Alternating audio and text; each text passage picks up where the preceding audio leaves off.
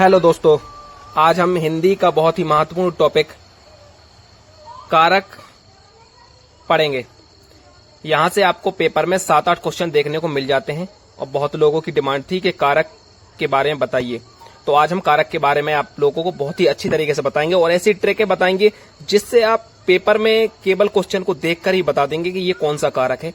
और यहाँ से बहुत सारे क्वेश्चन बनते हैं। आपने देखा होगा बहुत सारे एग्जामों में कारक से 4, 5, 6 क्वेश्चन बन ही जाते हैं। तो आइए हम आपको बता देते हैं आज कारक के बारे में। बहुत ही आसान ट्रिक है, आप देखकर टिक कर देंगे कौन सा सही आंसर है। क्लास को पूरा देखें, आखिरी तक देख रहे में मजा ही कुछ और आएगा। तो कारक की परिभाषा क्या होती है? कारक का अर्थ होता है क्रिया को करने वाला, यानी जो क्रिया को करने में भूमिका निभाता है वह कारक कहलाता है। यहां से क्वेश्चन बना था अभी कि कारक की परिभाषा बताइए। तो क्रिया को करने में जो भूमिका निभाता है उसे कारक कहते हैं। अब कारक का उदाहरण देखिए आप। वह रोज सुबह गंगा के किनारे जाता है, वह पहाड़ों के बीच में है, नरेश खाता है, सूरज किताब पढ़ता है। ये आपको तभी समझ में आएंगे जब आप कारकों को आगे देख लेंगे। तो आपको कारक क्या है? जो क्रिया को करने में भूमिका निभाता है वह कारक है। बहुत ही आसान ट्रिक है। कारक 8 प्रकार के होते हैं, आगे आपको बताता हूं। और एक बात, कारक को परसर्ग भी कहते हैं। ये क्वेश्चन अभी बना था कि कारक को और क्या कहते हैं। कारक को परसर्ग कहते हैं। अभी किसी नए बच्चे को पता चल जाएगा, वो नहीं बता पाएगा कि परसर्ग क्या होता है। तो आइए अब आपको एक एक करके सारे कारकों के बारे में बताते हैं।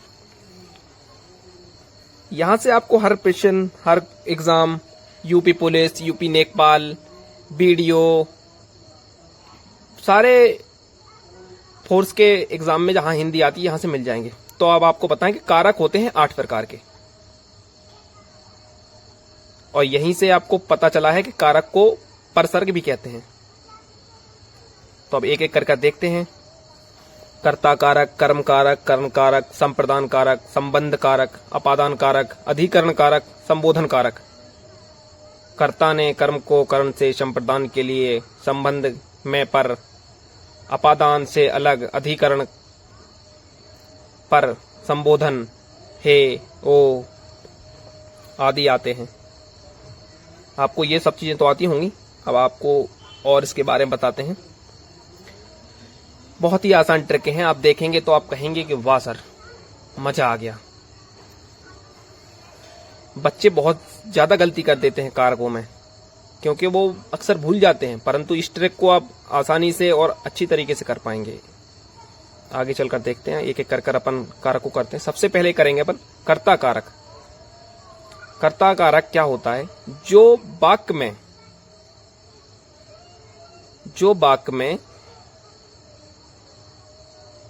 कारक को करता है उसे कर्ता कारक कहते हैं। वह कर्ता ही कहलाता है। जो वाक्य में वह अपना रूप प्रकट करता है उसे कर्ता कहते हैं। जिससे कुछ कार्य करने का पता चले उसे कर्ता कहते हैं। और कर्ता को अपन कैसे पहचानेंगे? कर्ता कार्य की विभक्ति बोले तो उसका चिन्ह क्या होता है? ने। आपने देखा होगा कि सुरेश ने खाना खाया, राम ने किताब पढ़ी। तो जहां पर ने आए वहां पर कौन सा कारक होता है? कर्ता कारक। आपको लास्ट में देखना है बस कि कौन सा चिन्ह आया है, कौन सा योजक चिन्ह आया है, कौन सी विभक्ति आई है। तो जहां ने आए तो आपको तुरंत पता चल जाएगा कि कर्ता कारक है। कर्ता कारक। अब ये उदाहरण देखिए। मेरे मित्र ने आज यह खाया था। मेरे मित्र ने आया। रामू ने आज गाड़ी चलाई थी। टीचर ने आज मुझे पीटा था। सुरेश ने आज केला खाया था। दीपक ने सुबह आज बादाम खाए थे। तो कर्ता कारक में क्या आता है? ने। जहां ने की विभक्ति हो, आपको ये देखना है कि ने आया है तो कौन सा कारक है? कर्ता कारक।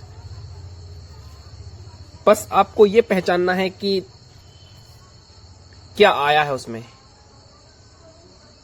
जो चिन्ह आप पहचान जाएंगे तो बहुत ही आसानी तरीके से आप कर सकते हैं। और लास्ट में आपको इसको और अच्छी तरीके से करने की एक बताऊंगा कि इसके क्वेश्चन आंसर भी सॉल्व करेंगे अपन। आप दूसरा सॉल्व करते हैं कर्म कारक। कर्म कारक क्या होता है? वह वस्तु या व्यक्ति जिस पर वाक्य में की गई क्रिया का प्रभाव पड़े। कर्म कारक में क्या होता है? किसी वस्तु पर प्रभाव पड़ता है, प्रभाव पड़ता है, उसे कर्म कारक कहते हैं। कर्म कारक का चिन्ह क्या होता है? योजक चिन्ह क्या होता है उसका? को। तो उसमें को चिन्ह का लोप होता है। जहां को चिन्ह का लोप हो वहां कर्म कारक होता है। यहीं से क्वेश्चन बन जाता है कि कर्म कारक की परिभाषा क्या है? क्रिया का प्रभाव जिस पर पड़ता है, क्रिया का प्रभाव जिस पर पड़ता है वह कर्म कारक होता है। इसमें को चिन्ह का लोप होता है। आपको बस देख लेना है कि को आया है तो कौन सा कारक है? कर्म कारक है। बहुत ही आसान ट्रिक है। अब देखिए, राम ने रावण को मारा, तो आप देखिए प्रभाव पड़ रहा है रावण पर। राम ने रावण को मारा। रमेश ने राधिका को तमाचा मारा। मां ने मेरे दोस्त को काट दिया। तो को क्रिया में जिस प्रभाव पड़ रहा है, आप देखिए, राम ने रावण को मारा, तो राम का प्रभाव रावण पर पड़ रहा है। कुत्ते ने मेरे दोस्त को काट दिया। कुत्ते ने मेरे दोस्त को। राम ने घोड़े को पानी पिलाया। राम ने घोड़े को। ये ट्रिक है, आप देखिए, को। जहां पर भी को देखे आपको समझ में आ जाएगा कि कर्म कारक है और क्रिया का प्रभाव पड़ता है व्यक्ति के ऊपर, वस्तु के ऊपर, तो वहां पर कर्म कारक होता है। आपको बस देखना है कि को जहां पर योजक चिन्ह लगा हुआ है वहां पर कर्म कारक है। अब आप देख लेते हैं करण कारक। जिस रूप में क्रिया के करने के साधन का बोध हो उसे करण कारक कहते हैं। जिस रूप में क्रिया के करने का बोध हो, क्रिया के करने का बोध हो, पता चले कि क्रिया क्यों करी जा रही है, उसे करण कारक कहते हैं। यानी जिसकी सहायता से किसी काम को अंजाम दिया जाता है वह करण कारक कहलाता है। समझिए आप, जिसकी सहायता से किसी काम को अंजाम दिया जाता है वह करण कारक कहलाता है। करण कारक के दो विभक्ति या चिन्ह होते हैं, से और के द्वारा। से और के द्वारा। अब इसमें क्या होगा, किसी साधन का उपयोग किया जाएगा। करण कारक में क्या होता है, कोई साधन होता है, कोई वस्तु होती है, कोई चीज होती है, कोई ऐसे सामान होते हैं जिसके द्वारा कोई काम किया जाता है, तो वहां करण कारक होता है। और इसकी चिन्ह होता है, इसकी विभक्ति होती है, इसका योजक चिन्ह क्या होता है, से या के द्वारा। से या के द्वारा। वहां अपन करण कारक देख लेंगे जहां पर से आए, के द्वारा आए। के द्वारा यानी राम ने पेंसिल के द्वारा किताब लिखी। किसके द्वारा लिखी? पेंसिल के द्वारा। तो किसी वस्तु का, किसी चीज का उपयोग किया जाता है कुछ करने के लिए, वहां करण कारक होता है। अब आप इसको बहुत ही आसानी से समझ जाएंगे कि करण कारक क्या होता है। किसी चीज से कोई काम कर रहे हैं तो करण कारक है। बहुत ही आसान ट्रिक है, कुछ करने की जरूरत नहीं है। जहां से हो, के द्वारा विभक्ति हो। अब देखिए, राम ने रावण को बाण से मारा, तो राम ने काहे से मारा है? राम ने रावण को बाण से मारा है। ये कर्म कारक में देखिए क्या हुआ था कि राम ने रावण को मारा, को आया था, राम ने रावण को मारा। अभी इसमें बाण तो नहीं लिखा था। अब कर्ण कारक में क्या हुआ है कि राम ने रावण को बाण से मारा, से भी आया है और बाण से भी मारा है। किसी चीज का उपयोग किया गया है, किसी चीज का यूज किया गया है, कोई संसाधन उसमें बना है कुछ काम करने के लिए। आप देखिए इसका उपयोग ऐसे किया गया है।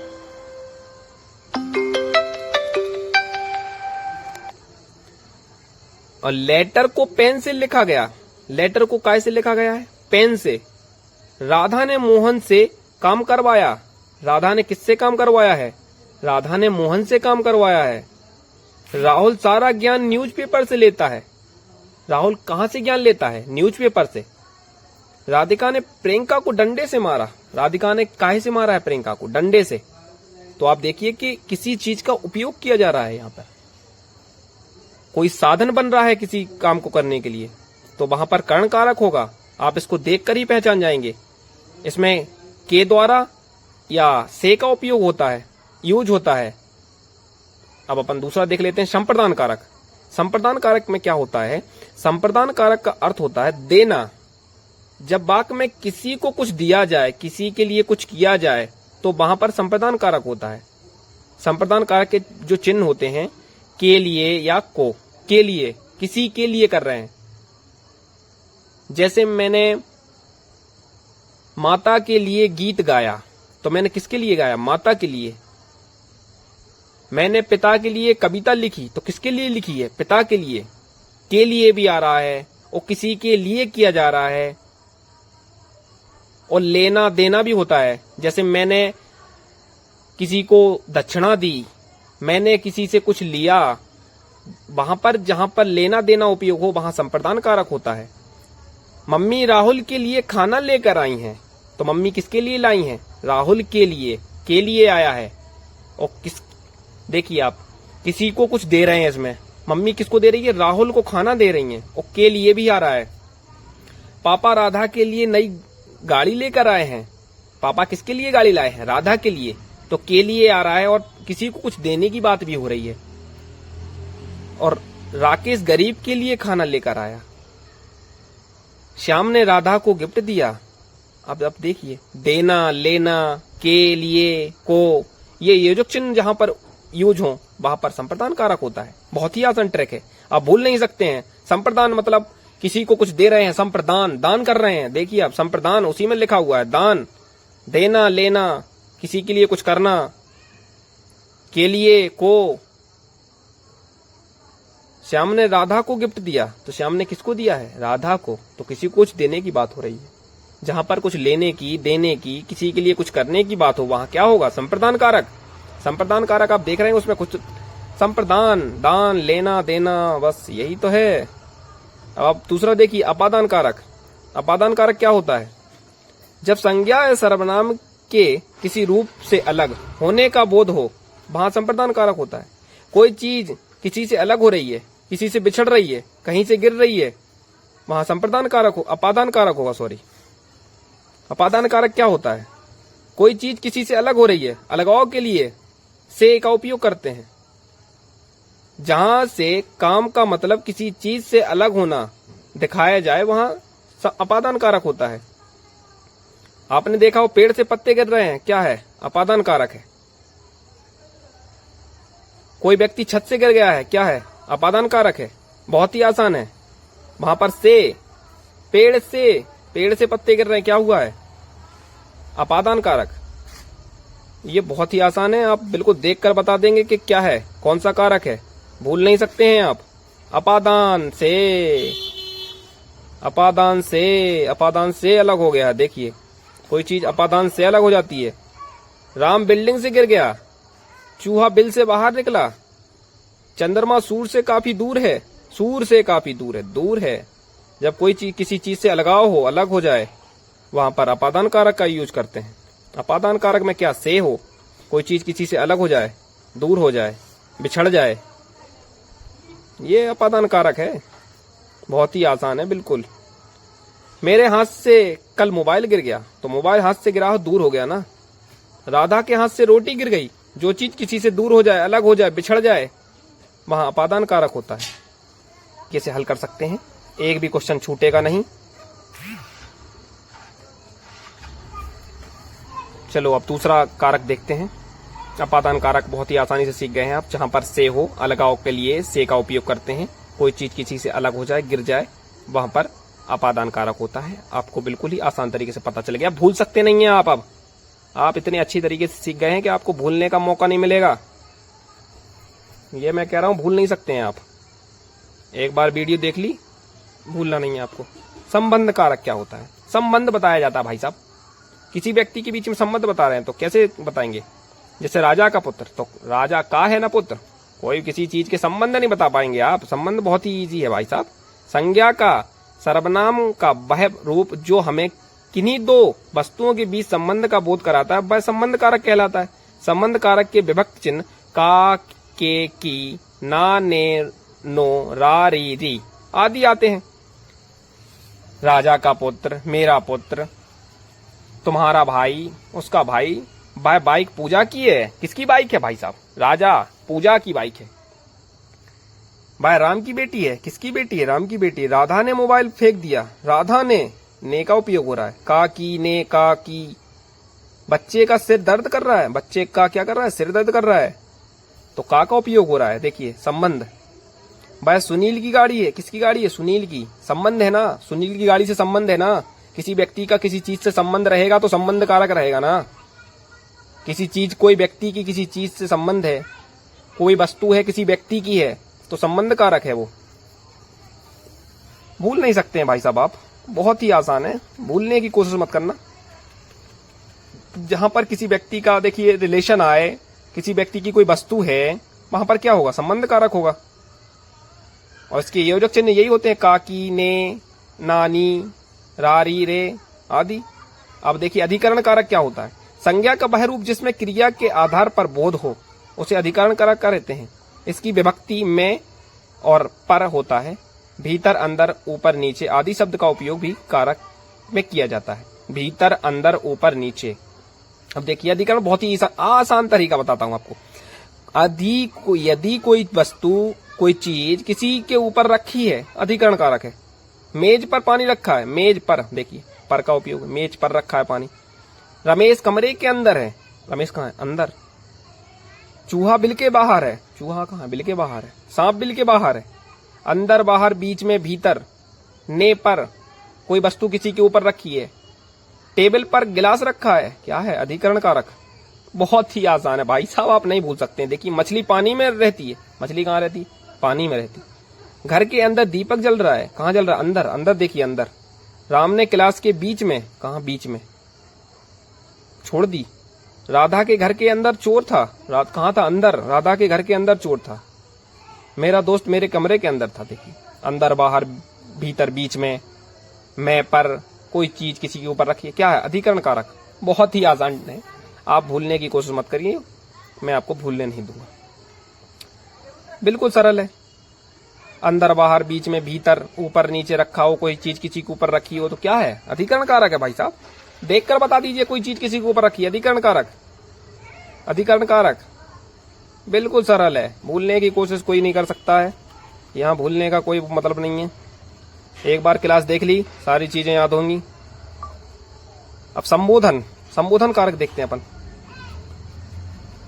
संबोधन कारक क्या हो? संज्ञा का, सर्वनाम का वह रूप जिसमें क्रिया को बुलाने, पुकारने, बोलने का बोध होता है, वह संबोधन होता है। संबोधन कारक कहते हैं। अरे, हे, अजी, किसी व्यक्ति को बुला रहे हैं तो कैसे करेंगे? अरे बोलेंगे ना कुछ उसको बुलाने के लिए। संबोधन कर रहे हैं, किसी व्यक्ति को संबोधन करेंगे तो चुप तो रहेंगे नहीं, उसको बुलाने के लिए कुछ ना कुछ तो उपयोग करेंगे। हे, अरे, अजी, बोलते नहीं अजी सुनते हो? अरे किते जा रहे हो? हे भगवान, ऐसे बोलते हैं ना। अरे रमेश तुम क्या कर रहे हो? अरे राम यह क्या हो गया? हे भगवान हमारे साथ ऐसा क्यों किया? अरे बच्चा इतना शोर मत मचाओ। अरे तू इतना बड़ा हो गया। आप देखिए संबोधन क्या कर भाई, संबोधन का मतलब ही होता है किसी व्यक्ति को बुलाना, पुकारना। और देहाती में कहे तो टेरबो, टेरत नहीं है, बुंदेलखंडी में हमारे टेरत है भाई साहब। ए इतया, रे, अरे इतया, जोहत बुंदेलखंडी, अरे इतया। बाकी सब तो हो हे, अजी, अजी होता ही। देखिए जब शादी हो जाती है तो बुलाती हैं, अजी सुनते हो? वो अजी, ये वाला अजी है। अब ये टेस्ट है, आप इसको लगा लीजिए। आपने बहुत अच्छी तरीके से पढ़ा है, एक भी क्वेश्चन आपको गलत नहीं करना है। भाई कुल्हाड़ी से वृक्ष काटता है। देखिए किससे काट रहा है? कुल्हाड़ी से। कुल्हाड़ी से वृक्ष काट रहा है। देखिए अब बताइए आप क्या है इसमें। आपने बहुत अच्छी तरीके से सीखा है करण। देखिए किसी वस्तु का उपयोग किया जाए तो वहां क्या होता है? करण कारक होता है। कोई भी क्वेश्चन आपको भूलना नहीं है, भूलने की कोशिश करना नहीं है। आपको सारी चीजें याद हो चुकी हैं। आप अपने मन में भी मत सोच सकते हैं कि आपको याद नहीं हुआ है, बिल्कुल सब याद हुआ है आपको। एक भी क्वेश्चन गलत नहीं करना है। पेपर में देखते ही सारे क्वेश्चन सही करेंगे आप। राहुल दुबई के लिए रवाना हो गया। देखिए दुबई के लिए क्या बताया था आपको? संप्रदान के लिए। किसी के लिए कुछ किया जाए तो क्या होता है? संप्रदान के लिए। क्रिया का आधार सूचित करने वाला कारक। क्रिया का आधार सूचित करने वाला कारक बताइए। क्रिया का आधार सूचित करने वाला कारक बताइए। क्रिया का आधार सूचित, अरे बहुत ही इजी है, बताइए। अधिकरण क्रिया की सूचना बता रहा है। आधार किसी के ऊपर कुछ रखा है। रेखाकृत का कारक बताइए। मेढक को पत्थर से मारा गया। अब देखिए किसी चीज से किसी वस्तु का उपयोग किया जाए किसी काम को करने के लिए, क्या होता है उधर? मेढक को पत्थर से मारा गया। कारण कारक अभी बताया था आपको। किसी चीज से किसी को मारा जाए, किसी वस्तु का किसी काम को करने के लिए उपयोग किया जाए, क्या होता है वहां? कारण कारक होता है। आप सारी चीजें सीख चुके हैं, आपको भूलने की कोशिश करना नहीं है। ये आप क्लास देख लेंगे, आपको सारी कारक बिल्कुल आसान तरीके से याद हो जाएंगे। एक दो बार और अपने दोस्तों को शेयर करें ताकि अपने दोस्त आपके पेपर में अच्छा कर सकें। क्वेश्चन आपको बहुत ही देख कर आपको बताने हैं। आप बिल्कुल कुछ नहीं करना। माँ बच्चे को दूध पिला रही है। देखिए कर्म,